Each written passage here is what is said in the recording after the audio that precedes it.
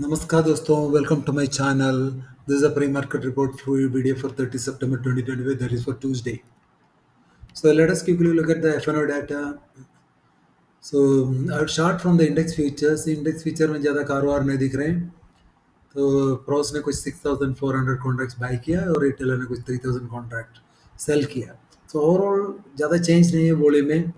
अभी भी F A का 1.69 contracts on the short side and retail is 1.27 on the long side. So this data looks bearish. So index gold retailers sold around 45,000 contracts and their net short increased to 58,000. FA, they purchased 31,000 contracts on the long side. Their net short decreased to 25,000. Pros, उन्होंने कुछ 26,000 आज by किया. उनका net long बढ़ते हुए पहुंच गया 71,000. Overall, this data index call data looks mixed to bullish because the retailers are on the short side and big players are on the long side. Index put में हम लोग देखेंगे तो रिटेलर ने और गड़बड़ कर दिया. 45,000 कॉन्ट्रैक्ट और इंडेक्स पुट शॉर्ट ऐड कर दिया और उनका इंडेक्स पुट शॉर्ट बढ़ते हुए पहुंच गया करीब 5 lakhs. और एफ का कुछ 13,000 कॉन्ट्रैक्ट्स आज सेलिंग हुआ है, लेकिन अभी भी उनका नेट लॉन्ग है 3.21 लाख है. प्रोस ने 58,000 आज इंडेक्स पुट लॉन्ग ऐड कर दिया, उनका 1.47 contracts long may. So overall, this data looks bearish because retailers index put 5 lakhs and both FA and pros are on the long side, put long side.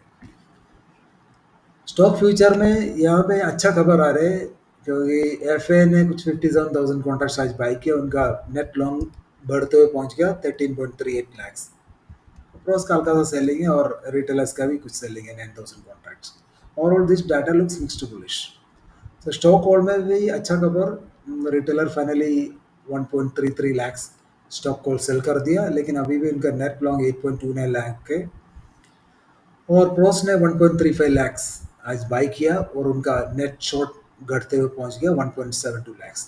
I would say for tomorrow this data looks bullish, लेकिन कुछ कुछ sector में फिर भी गिरावट आने का chances है क्योंकि रिटेलर का इतना स्टॉक होल्ड लॉन्ग खड़ा हुआ है और प्रोस का शॉर्ट भी खड़ा हुआ है.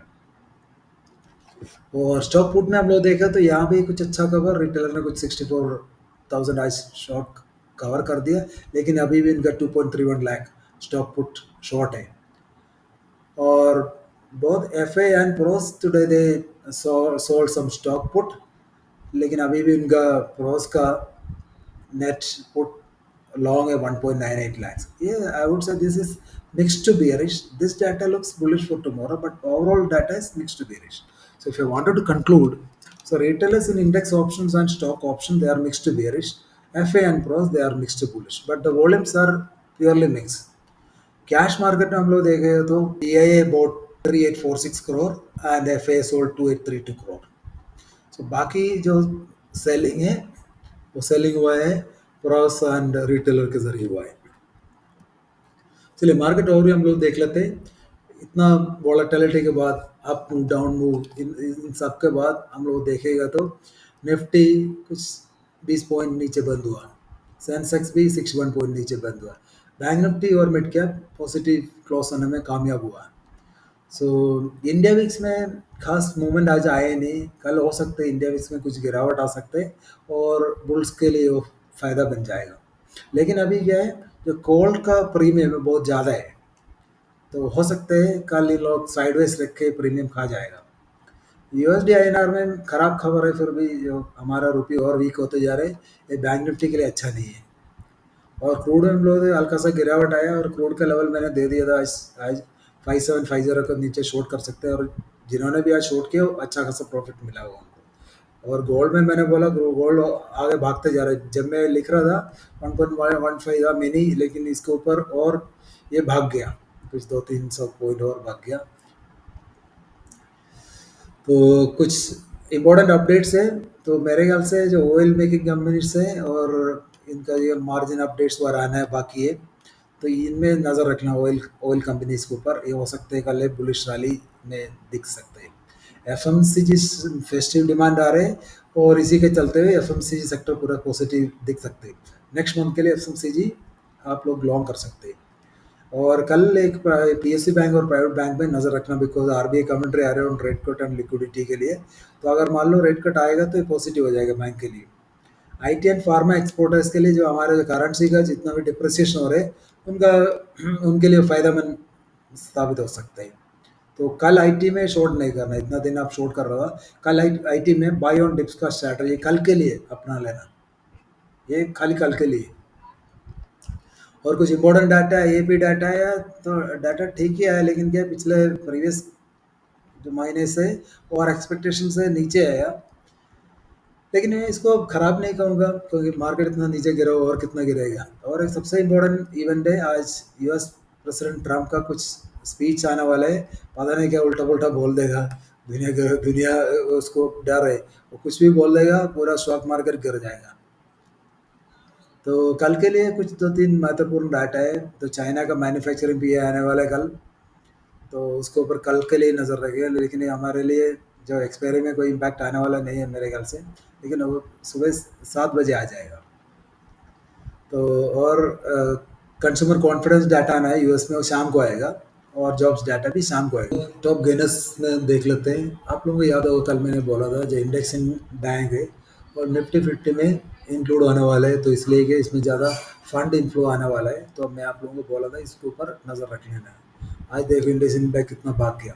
एक और स्टॉक है मैक्स, वो कल हो सकते हैं वो भी भाग जाएगा।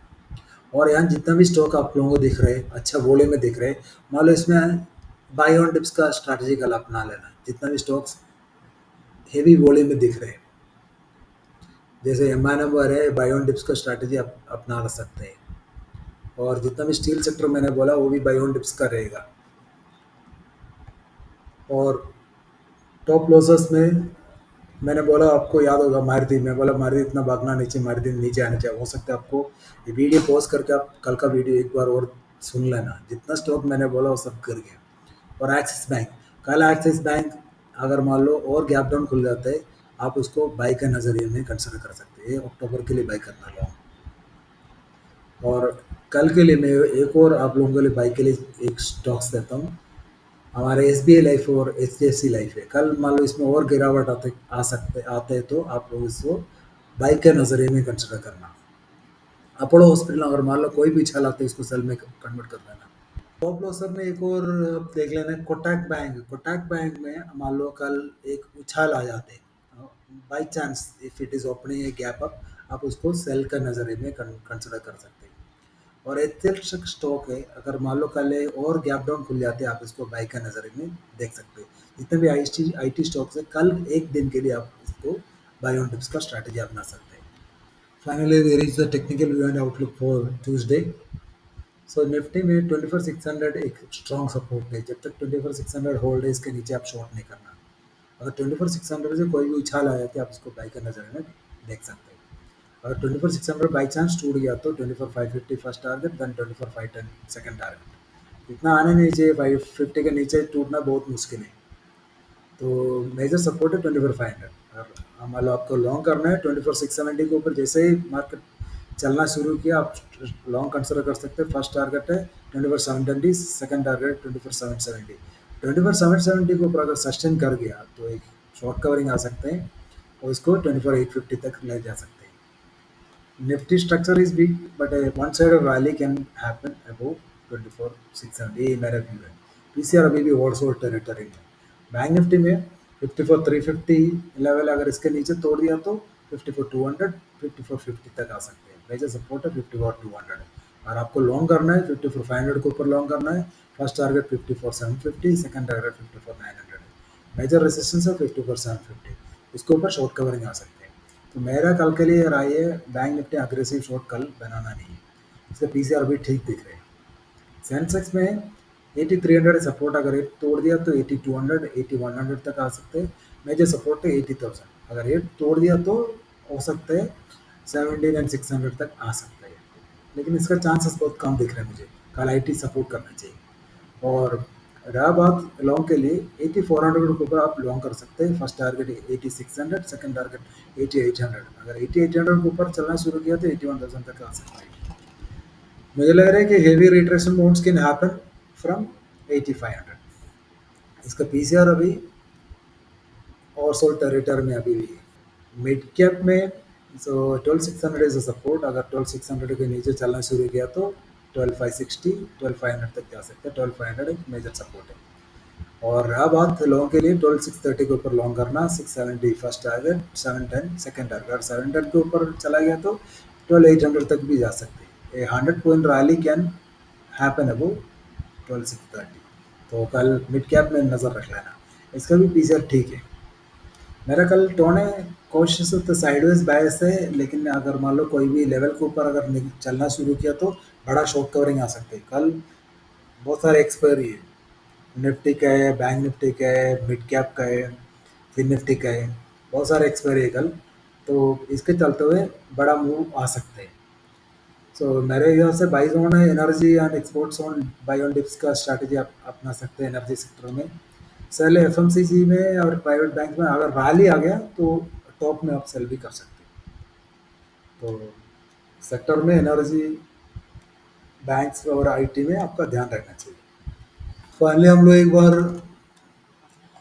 जो ग्लोबल मार्केट के ऊपर भी नज़र डालते हैं। यूएस मार्केट में इधर उधर डाउ हल्का सा नीचे है और नास्डैक ऊपर है। गिफ्ट निफ्टी कुछ 17 पॉइंट्स नीचे दिखा रहे हैं, लेकिन इसके ऊपर भरोसा नहीं करना। कल मान लो यूएस फ्यूचर अगर ऊपर चलना शुरू कर दे तो गिफ्ट निफ्टी भी ऊपर आ जाएगा कल। बिकॉज रिटेलर्स डाटा बेयरिश है तो गिफ्ट निफ्टी कल पॉजिटिव आने के चांसेस ज़्यादा रहते हैं। If you have not yet joined my Telegram, please join my Telegram. I used to provide a lot of updates. Today I have given 2-3 good trades. जैसे हमने सुबह बोला था एक लॉन्ग लॉन्ग के लिए कितना अच्छा ट्रेड मिला। वो लॉन्ग बुक करने के लिए मैंने एग्जैक्ट टारगेट भी आप लोगों को बताया। और आप लोग मेरा टेलीग्राम चैनल जोड़ना चाहते हो तो जुड़ सकते हैं। That's all in this video guys. If you like this video, please like and subscribe to my channel. Thank you.